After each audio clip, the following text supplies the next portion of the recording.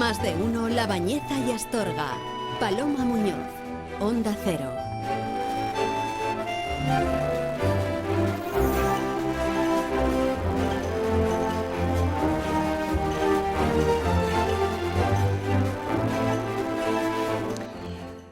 Bueno, pues continuamos. Es martes y ¿qué toca a estas horas? Pues saludar a nuestra psicóloga de cabecera, a Ruth Fernández Matía. Ya está con nosotros al otro lado del hilo telefónico. Ruth, muy buenos días, ¿qué tal? Paloma, buenos días, ¿cómo vas? Pues muy bien, aquí estamos. Pues aquí estamos en esta mañana de martes, ¿verdad? Y siempre, bueno, pues con buen ánimo y mucho más si toca escucharte a ti, que es verdad que parece que, bueno, pues siempre nos recargas un poquito las pilas con todos tus consejos cada semana de los temas más variados. Y hoy, por cierto, yo creo que, bueno, pues mucha atención a aquellas personas que estén preparando o vayan a preparar oposiciones, porque hoy creo que nos vas a hablar de ello. Me parece un tema muy interesante, Ruth. Porque, bueno, imagino, yo la verdad es que nunca he preparado unas oposiciones, pero me parece que a nivel psicológico hay que sentirse muy preparados, ¿no? Para enfrentarse a todo lo que conlleva preparar unas oposiciones.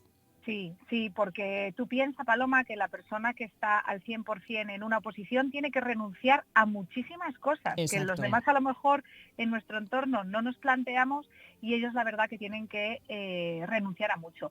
Y por eso a veces el acompañamiento psicológico es súper importante en esta etapa del opositor, igual que tienen su preparador para el tema teórico, pues cada vez acude más gente a consulta para el tema de preparación un poco psicológica del opositor. No requieren tampoco acudir a terapia con muchísima frecuencia. Quiero decir que es un seguimiento donde les enseñamos un poquito pues pautas, hábitos y sobre todo para gestionar ansiedad, problemas de rendimiento, alteraciones del sueño, claro. Porque al final, pues ahora te comentaré, pero hay un sinfín, ¿no? de síntomas que a veces padecen. Entonces, bueno, es que es enfrentarse a una etapa durante un largo periodo de tiempo que requiere muchísima exigencia a nivel personal, ¿no? Claro. Y para eso hay que estar, imagino que muy preparados, muy mentalizados, ¿no? Psicológicamente. Claro, porque a ver, piensa que primero el primer cambio que ellos hacen, que también sufren muchísimos cambios, que es lo que decía, ¿no? De implica pues renunciar a cosas, primero sufren también el aislamiento social, porque disminuyen su ocio, su tiempo libre,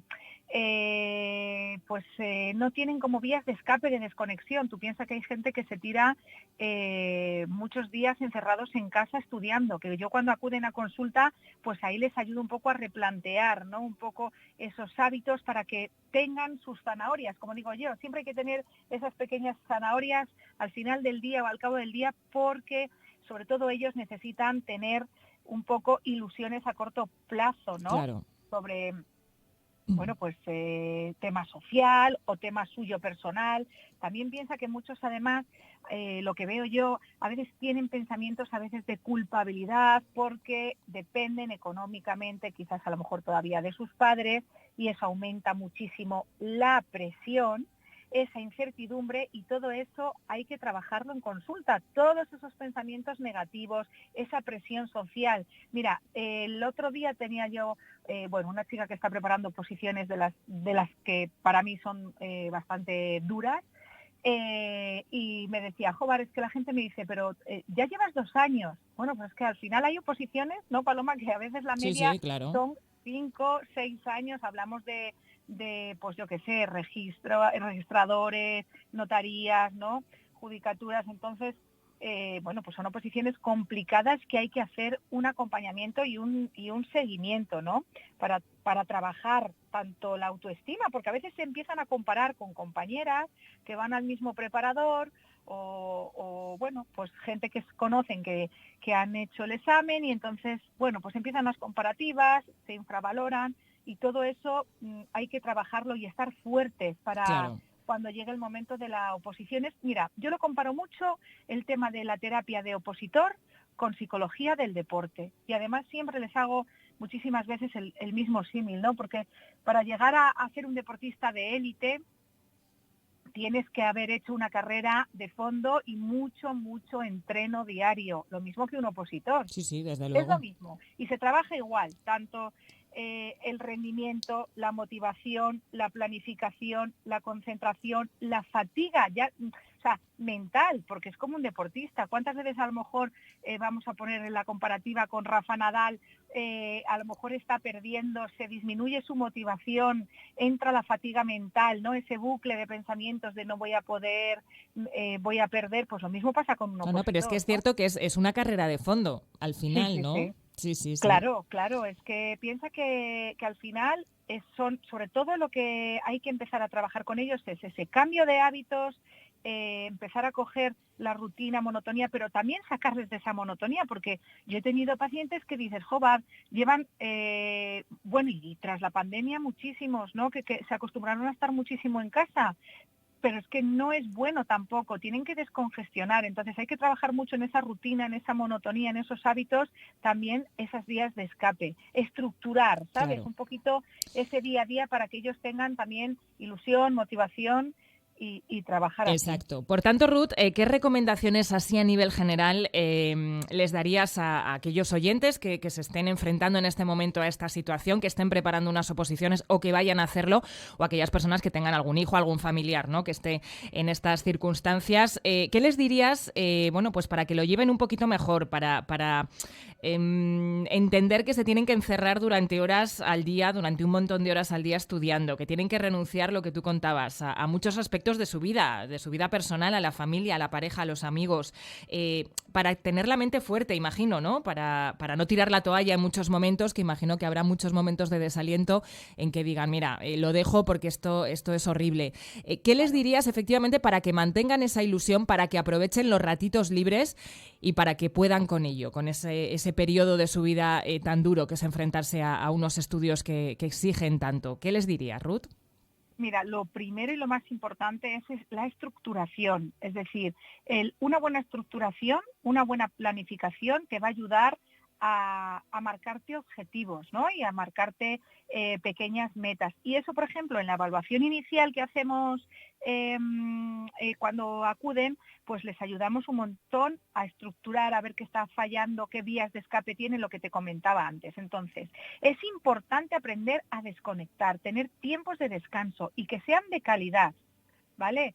De calidad me refiero a que tú te sientas que estás descansando, que estás desconectando, no que te sientas culpable porque has ido, yo qué sé, a hacer algo. Sí. Y es como tenía el tengo que, ¿no? Que muchos tienen, tengo que estudiar 7 horas y hoy no he llegado, hoy no he hecho, bueno, pues ese horario que me he propuesto. Entonces, hay que tener sus tiempos de descanso, pero, por ejemplo, en terapia, que para eso es buenísimo, que ya te digo que no necesitan esa frecuencia con asiduidad, pero yo tengo muchos que vienen una vez al mes para un poco hacer ese seguimiento, claro, y trabajar en esas técnicas. Recargar un poquito esas pilas, ¿no?, para poder seguir.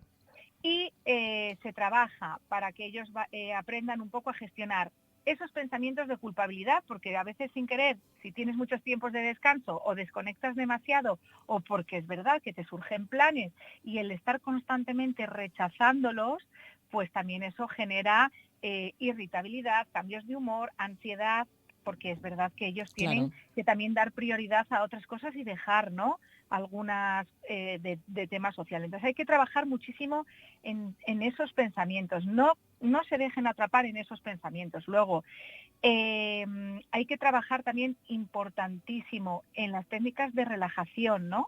Lo que es para que ellos se vayan visualizando. Al final es lo que te decía como con el deporte, Paloma. Tienen que visualizarse ganando, tienen que visualizarse sacando esa plaza, porque eso te va a ayudar a hacer el camino más fácil. Si tú lo visualizas, parece como que lo consigues más. Si tú no te visualizas, es como que ya esa motivación te disminuye. Y ojo, mira, para los que están a punto, a lo mejor ahora los de secundaria que están a tope, ¿no? Y eso, yo siempre les digo que visualicen todo. O sea, hay que visualizar hasta la botella de agua que van a llevar. Visualizar la escena es súper importante porque así vas a reducir muchísimo el estrés, la ansiedad. Pues mira, qué curioso esto, ¿no?, que estás contando.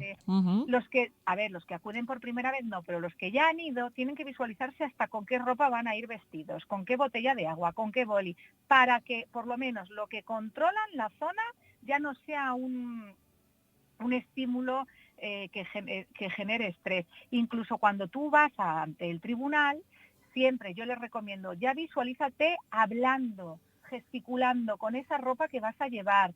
Si conoces ya a lo mejor alguna cara o algo del tribunal, la sala, el sitio, visualízalo, porque eso te va a ayudar a reducir un poquito el estrés, ¿no? De la incertidumbre de dónde es el sitio, qué voy a... Entonces, cuando tú te visualizas, te sientes más seguro. Entonces, todos los que vayan a pasar a lo mejor ante un examen oral, trabajar eso. Y de recomendación, que yo siempre lo trabajo con ellos, que es verdad que depende de qué oposiciones, los preparadores también. Pero hay una parte psicológica, lenguaje no verbal y manera, melodía, tono de expresarte que va a hacer muchísimo a la hora de un examen oral. Que denotes seguridad, que denotes confianza cuando tienes que hacer a lo mejor o presentar esa programación. Bueno, pues ahora en junio imagínate, ¿no? Que ahí están los de secundaria y tienen que presentar, pues no es lo mismo presentar de una forma con una gesticulación, una melodía, un tono, una mirada. Todo ese lenguaje no verbal es súper importante, porque eso también va a llevar... Mira, hay un momento que en las oposiciones también hay un factor suerte, porque llega un momento que todos, si tienen el mismo nivel, ¿cuál diferencia el que entre antes o después que el que decida ese tribunal? Pues a veces te va a condicionar mucho el que entre antes, te va a condicionar. Claro. Pero si tú en esa verbalización, en ese examen oral, tú estás verbalizando con seguridad, con confianza, como vendiéndote, ¿no? En ese sentido, ya tu teoría, que ya te la sabes, que estás con confianza, pues eso te va a ayudar un montón, ¿no? A que a lo mejor descarten a otros y te cojan a ti. Son pequeñas cosas, pero eso ayuda un montón, ¿vale? Entonces, la confianza en uno mismo se trabaja con la visualización, se trabaja con los pensamientos, se trabaja también a nivel personal, lo que te decía, cuidando cuerpo, mente y, como digo muchas veces, ¿no? Y alma, espíritu, la ilusión. Por eso es importante siempre tener clara esa meta. Y que es una carrera de fondo, lógicamente, sí, ¿no? Que sin duda hay ninguna. Hay que asumir, que yo siempre lo digo, siempre que empieza la consulta, esto es un proceso y como tal proceso vas a tener partes de desmotivación. O sea, no vamos a ir en una línea ascendente, vas a tener picos y eso hay que aceptarlo. Claro. Y es importante que ellos también lo sepan, que va a haber momentos que vayas bien, pero habrá momentos o épocas de la vida, momentos muy duros, claro, que caigas. Entonces ahí hay que tener esas estrategias para que no caigan y que sigan remando, ¿no?, hacia el objetivo. Oye, pues yo creo, Ruth, que vamos, una información muy pero que muy útil, muy valiosa para todas aquellas personas que se encuentren en esta situación. Y bueno, si hay alguien efectivamente que dice, oye, pues a mí me vendría muy bien un empujoncito, ¿verdad? De vez en cuando, una vez al mes, 2 veces al mes, no sé. Alguien que me refresque un poquito todas estas cosas, pues que se pongan en contacto contigo, ¿no? Y con tu equipo. Les va a venir genial. Yo me encanta además el ayudarles, el acompañar a estos opositores y la verdad que, los resultados de cuando he visto de gente que ha acudido, que les has acompañado y que vas con ellos, como quien dice, mentalmente, ¿no?, también al examen y ves esos buenos resultados, pues también es una satisfacción. Y hombre, la verdad claro, que es de gran ayuda, porque a mí a veces, pues oye, me dan ese feedback y me dicen, Jobar, pues gracias, el mérito lo tienen ellos, lógicamente la teoría, pero sin ese acompañamiento a lo mejor psicológico, pues a lo mejor me hubiera quedado en blanco, hubiera llevado... lógicamente. Incluso en la teoría, cuando tienen a lo mejor de desarrollar, ¿no?, esa parte, a veces se quedan en blanco y se bloquean para la siguiente parte. Entonces eso también se trabaja en terapia, ¿eh? Ojo, que eso también es importante para que lo sepan. Y que estamos aquí para ayudarles, que Qué al bien. final es un acompañamiento y tiene muchos beneficios. Pues muy importante el sentirse acompañado y el pedir ayuda, que no pasa nada, que siempre viene muy bien en momentos así un poco de flaqueza. Ruth Fernández Matía, como siempre, un placer escucharte. Gracias, Paloma. Pasa buena semana. Igualmente. Hasta el próximo martes.